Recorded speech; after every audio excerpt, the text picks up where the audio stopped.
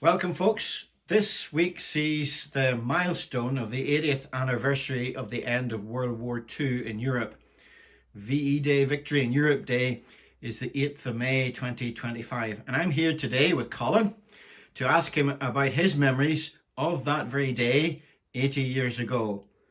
To those who are watching from church, Colin will be no stranger to you.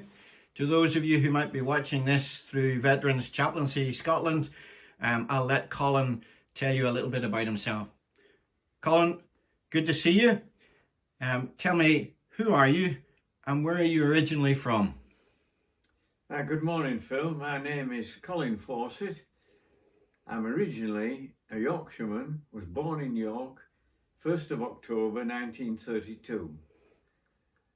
Grew up there, went to school there, and then moved up to Perth with my wife to be near the grandchildren in 2003. Colin, you were a young boy during World War II, a teenager at the end of it. Tell us some of your memories of that time. Yes, I say, I was born in 32, and when the war started 39, that I was 7-year-old. Apart from people going to war and all like that, it didn't affect us much till April the 29th, 1942. I'd been to the cinema in the evening to watch Walt Disney's Dumbo. Called in at Joe's fish shop for a penny bag of chips. Had the chips on the way home. Was chided by my mother, who said, "Where have you been?" I said, "We've been for some chips to Joe's." She says, "Well, you're at school in the morning, get yourself to bed," which I did. The next thing I knew, it was 2 o'clock in the morning, and my mother was waking me up, saying, "Get your clothes on and get into the shelter." I says, "Why? Siren hasn't gone." She says, "No, but bombs are dropping." It was a lovely night, full moon, you could read a paper outside. And it was true, the Luftwaffe had arrived, Heinkel 111s and Junkers 88s were bombing York. They hit the Guildhall, they hit the station, but fortunately the Minster was spared. Anyway, the raid was nearly over, and we heard this plane coming across. We had a bang of a bomb going off, then another bang that was a bit nearer, then another bang that was a bit nearer, and we were under the table in the kitchen when we got a direct hit, and the house come down on top of us. Fortunately, we were okay, not injured, and we were dug out by the ARP. The ARP come in and said, "Are you there, Mrs. Fawcett? Where are you?" She says, "We're under the table in the kitchen." Said, "Oh, we'll have you out shortly." Anyway, it took them 2 hours to get us out, but we got out and we were okay. I remember you describing your mum being covered in masonry dust. She was, yeah. And my dad had gone to work on the railway. The house was there, his greenhouse and his beloved tomatoes were there.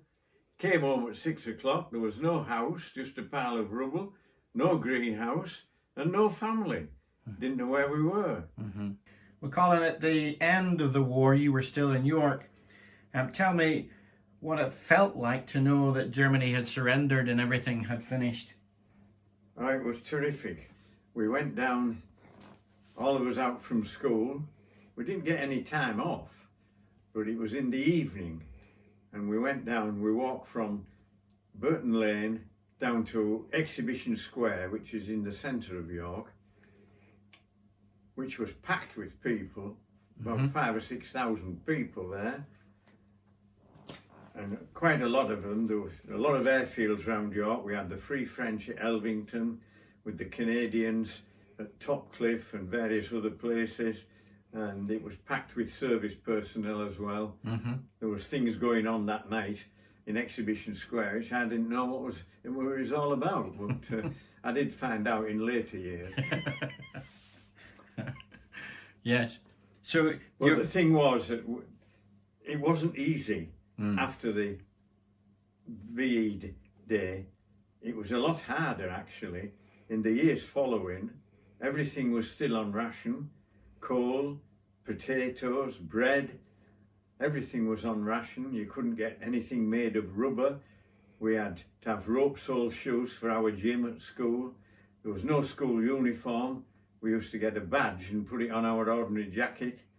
And plus the fact that there was a lot of men coming back from the war. The conflict was still on in far East Asia, Singapore, with the Japanese and that kind of thing. And there was men coming back. Some weren't even coming back. There was ladies left with 3 or 4 kids, and there was no social security in those days. You just got to get on with it. Yeah. But it was a lot harder the years after the VE Day than it was, I think, sometimes during the actual conflict. Yes, and I think a lot of that struggle and suffering after the war led to what we now understand as the welfare state and the National Health Service. Yeah. For them to be developed. Yep. Colin, it's great to speak to you. Thank you for sharing your memories of VE Day and your subsequent service in the RAF. And I'm sure this will create a bit of interest at church and hopefully for among other veterans. I'll just explain why I am not at Tayside Christian Fellowship this morning.